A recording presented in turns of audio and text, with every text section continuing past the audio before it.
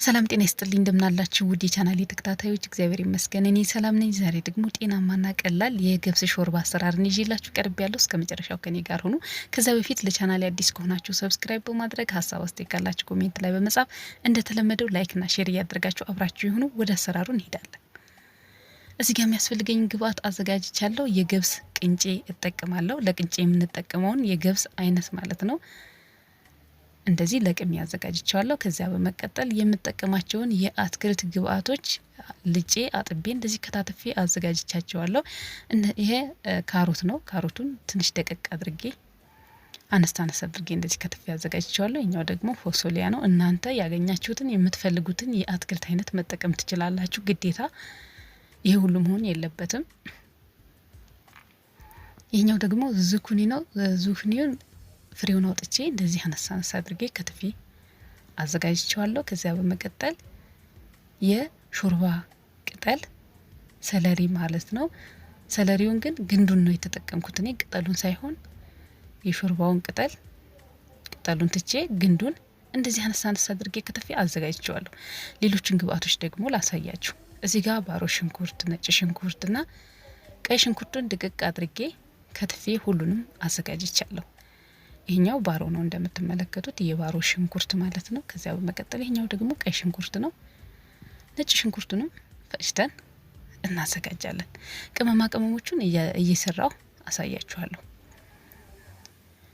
ከዛ ገብሱ በደንብ መታጠብ ስላለበት ያው በጣም አሽተን ሳይሆን በቃ ማጠብ አለብን።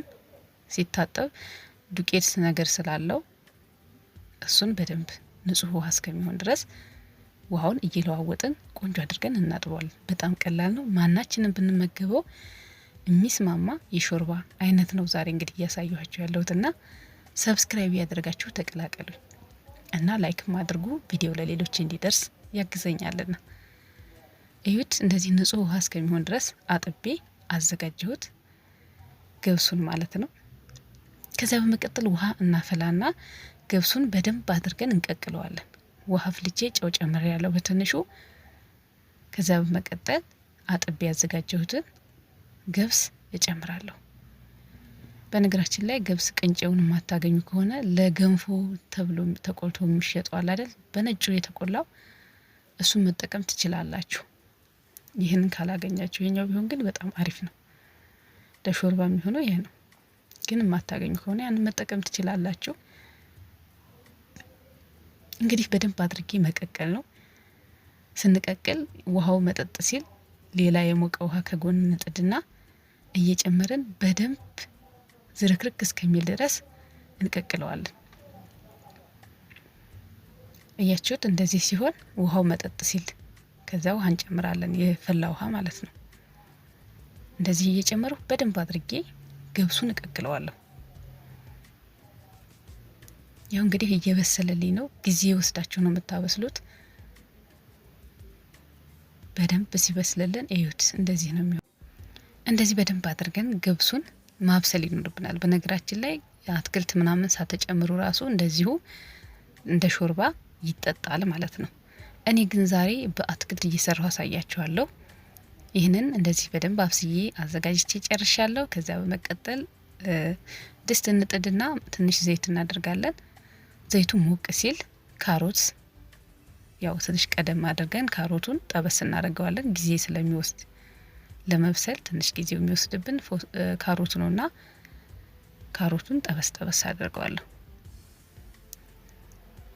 ካሮቱን ትንሽ ከጠባበስኩት በኋላ ከዛ በመቀጠል ሰለሪ ነው፣ የሾርባ ቅጠል ማለት ነው። ሰለሪውን አደረገው። ካሮቱንና ሰለሪውን አንድ ላይ ትንሽ አቁላለዋለሁ። በጣም ቀላል ነው። ማናችሁም ሰርታችሁ ተጠቀሙበት። በዚያ ላይ ጤናማ፣ በተለይ ለማታ በጣም ቆንጆ ነውና ሞክሩት፣ ትወዱታላችሁ። እንደዚህ አድርጌ ካሮቱንና ሰለሪውን በደንብ አድርጌ ካቁላላሁት በኋላ ከዛ ባሮ ሽንኩርት፣ ቀይ ሽንኩርትና ነጭ ሽንኩርቱን ጨምሬ ደግሞ እንደገና ትንሽ ጠበስ አድርገዋለሁ። ያው አትክልቶቹ በጣም መብሰል ስለሌለባቸው ብዙ ጊዜ አንወስድም። እንደዚህ አድርጌ እያማሰሉ አልፎ ከደን እያደረገው በእንፋሎቱ ብቻ ትንሽ እንዲበስል አደርጋለሁ። ከዚያ በመቀጠል ፎሶሊያ ነው። ፎሶሊያውን ጨምሬ ትንሽ አበስለዋለሁ። ያው አትክልቶቹ ብዙ መብሰል ስለሌለባቸው ያው ቶሎ ቶሎ ነው እየጨመርኩ የምታዩኝ። ገብሱ ብቻ በደንብ መብሰል አለበት። ከዚያ ትንሽ ከድነዋለሁ። ዝኩኒ መጨረሻ ላይ ማለት አትክልቶቹ ከበሰለ በኋላ ነው ዝኩኒውን የሚጨምረው፣ ምክንያቱም በትንሽ እሳት የሚበስል ስለሆነ መጀመሪያ እነዚህን ካበሰልኩ በኋላ ከዛ ዝኩኒ ነው የምንጨምረው ማለት ነው። ሀሳብ አስተያየት ካላችሁ ኮሜንት ላይ ጻፉልኝ። ላይክ እና ሼር እያደረጋችሁ ቪዲዮ ለሌሎች እንዲደርስ አድርጉልኝ። አሁን የጨመርኩት ዙኪኒ ነው። እንዳልኳችሁ ማንኛውንም አትክልት መጠቀም ትችላላችሁ። የምታገኙትን የአትክልት አይነት እናንተ የምትፈልጉትን ማድረግ ትችላላችሁ። ዝኩኒውን ጨምሬ ትንሽ አንድ ላይ ቀላቅለዋለሁ። የመጥበሻ ቅጠል እርጥቡ ካላችሁ አንድ ላይ አቁላሉት፣ ቆንጆ ጣዕም እንዲኖረው ያደርጋል። እንግዲህ እንደዚህ አትክልቶቹን አቁላልታችሁ ከፈለጋችሁ ሌላ ሾርባ ለመስራት ድፍን ምስር ቀቅላችሁ መስራት ትችላላችሁ። ውሃ ነው የጨመርኩት፣ የሞቀ ውሃ። ከዛ ከድነዋለሁ። እንደዚህ ውሃ ጨምሬ ከድኜው ከፈላ ከበሰለ በኋላ ቀቅዬ ያዘጋጀሁትን ገብስ እጨምረዋለሁ። እንደዚህ እያደረገው አያችሁት፣ በጣም ነው የሚጣፍጠው። እውነት ሰርታችሁ ሞክራችሁ ኮሜንት ላይ ጻፉልኝ። እንደዚህ እያደረገው እንግዲህ በደንብ አድርጌ የምፈልገውን ያህል ገብስ እጨምራለሁ። ግማሹን በአትክልት ግማሹን ደግሞ እንደዚሁ ማቅረብና መመገብ ስለምፈልግ ማለት ነው፣ ማዘጋጀት ስለምፈልግ ነው። እኔ ሁሉንም አይደለም ገብሱን የተጠቀምኩት። ከዚያ ምንድነው የምንጠቀመው? ቅመማ ቅመም፣ ቁንዶ በርበሬ፣ ጨው እና ነጭ ሽንኩርትና ዝንጅብል የተፈጨ ካላችሁ በጣም ቆንጆ ነው። ከሌላችሁ ቁንዶ በርበሬና ጨው ብቻ መጠቀምም ትችላላችሁ። ከዚያ ቅመማ ቅመሙን ጨምረን በደንብ አድርገን አዋህደን እንደዚህ ጨርሰናል። ከዚህ በኋላ ማቅረብና መመገብ ነው። እዩት፣ በጣም ነው የሚያምረው፣ በጣም ነው የሚጣፍጠው፣ ጤናማ ነው። ማናችሁም መመገብ ትችላላችሁ። ስንዴ ነክ የለውም፣ ምንም ነገር ስለሌለው ማናችንም ሰርተን መመገብ እንችላለን ማለት ነው። እንግዲህ እንደዚህ አድርጌ